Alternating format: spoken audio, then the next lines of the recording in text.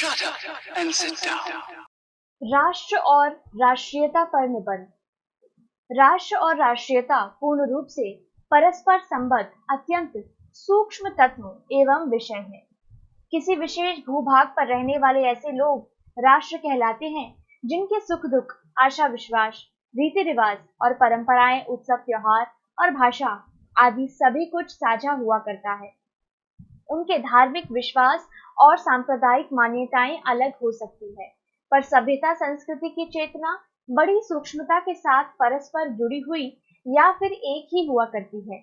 वे सभी लोग उस भूभाग या देश विदेश की धरती की मिट्टी को माँ के समान मानते हैं। वहाँ के प्रत्येक पेड़ पौधे और कण कण के साथ अपनत्व का संबंध माना करते हैं। वह उनके गर्व और गौरव का कारण भी हुआ करती है। उसी सबके नाम से उनकी देशीयता और व्यक्तित्व के अस्तित्व की पहचान बनती और होती है। सभ्यता संस्कृति भी उसी के कारण एवं दमखम से जानी जाती है। वस्तुतः देश के समान राष्ट्र का कोई प्रत्यक्ष या मूर्त रूप नहीं हुआ करता, वह भावनात्मक ही होता है। फिर भी उसकी रक्षा के लिए, निर्माण और विकास के लिए देशवासी या राष्ट्रजन उसी तरह प्राणों का बलिदान तक कर देने को तैयार रहते हैं जैसे अपने माँ बहनों के सम्मान की रक्षा के लिए। इस प्रकार राष्ट्र और राष्ट्रीयता का महत्व स्पष्ट उजागर है। यह भी एक स्मरणीय तथ्य है कि राष्ट्र की पहचान से ही व्यक्ति की राष्ट्रीयता जानी जाती है। जैसे हम भारत राष्ट्र के जन हैं, अतः हमारी राष्ट्रीयता भारतीय। सबसे पहले हम राष्ट्रीयता के स्तर पर भारतीय हैं। हिंदू, मुसलमान, सिख, ईसाई, जैन, बौद्ध या अन्य कुछ बाद में। हमारा सबसे पहला धर्म है राष्ट्र और राष्ट्रीयता, उसके बाद ही और कुछ हो सकता है। यह भाव ही किसी राष्ट्र और राष्ट्रीयता को जीवित रखा करता है। जिस देश के निवासियों में यह भाव मर या दब जाता है, उसका राष्ट्र और राष्ट्रीयता कभी भी अपना अस्तित्व बनाए नहीं रख सकते। अतः इस भाव के हमेशा जागृत रहने की आवश्यकता है। पर जागृत का अर्थ अंध राष्ट्रीयता या अंधी राष्ट्र भक्ति कदापि नहीं है।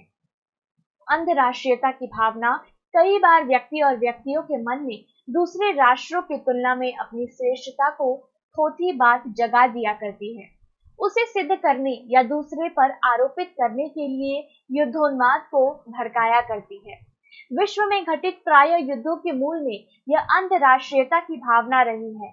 प्रबुद्ध जन ऐसा स्पष्ट मानते और कहा करते हैं। जर्मन के हिटलर ने अपनी श्रेष्ठता सिद्ध करने के लिए ही विश्व को 2 बार युद्ध की आग में झोंका और नष्ट हो गया। अतः याद रखना चाहिए कि वस्तुतः राष्ट्र और राष्ट्रीयता का एक उदात्त मानवीय सूझ, चेतना और मर्यादा का नाम है। अन्य राष्ट्रों के प्रति सहज मानवीयता, समानता और सहयोग का भाव बनाए रखकर उन सबको जीवित रखा जा सकता है। मानवीयता और देशीयता का अमूर्त मूल्य मूर्त का स्वरूपवान होकर ही राष्ट्रीयता को जीवित रखा करता है।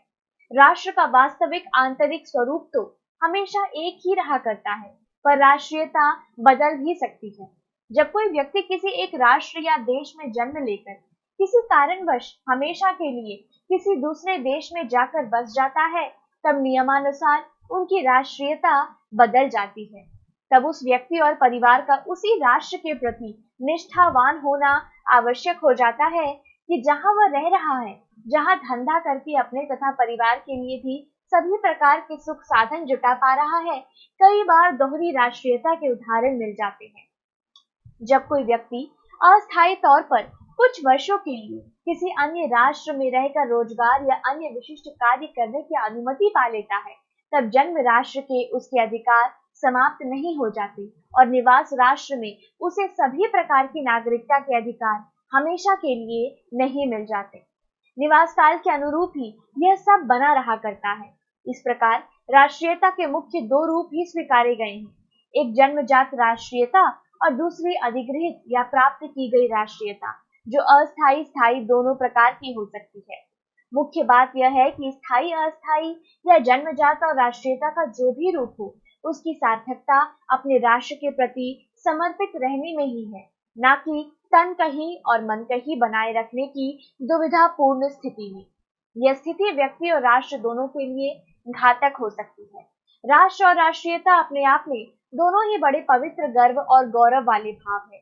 अतः हर मूल्य पर इनकी पवित्रता, गर्व और गौरव बना रहना चाहिए। इसी से राष्ट्रजनों, राष्ट्र और राष्ट्रीयता का जीवन, महत्व आदि सभी कुछ है। याद रहे, हमारा राष्ट्र रहता है तभी हमारा धर्म, संप्रदाय, जाति, आस्था, विश्वास और जीवन भी जीवित रह सकता है। यह सब जीवित रह सके, यह हम राष्ट्रजनों के सुनियोजित आपसी व्यवहार और सूझबूझ से काम लेकर अपनी ही रक्षा और जीवन के लिए राष्ट्र और राष्ट्रीयता के गौरव और महत्ता को बनाए रखना हम सबका पवित्र कर्तव्य हो जाता है। नागरिकता की पहली शर्त और पहचान से भी इसी सब को स्वीकार किया जाता है। फिर अंतर्राष्ट्रीयता हानिकारक होती है। यह तथ्य हमेशा बना रहकर सहज राष्ट्रीय भाव को जगाए रख सकता है। बस इसका जागृत रहना उदात्त मानवीय भाव का जागरण है।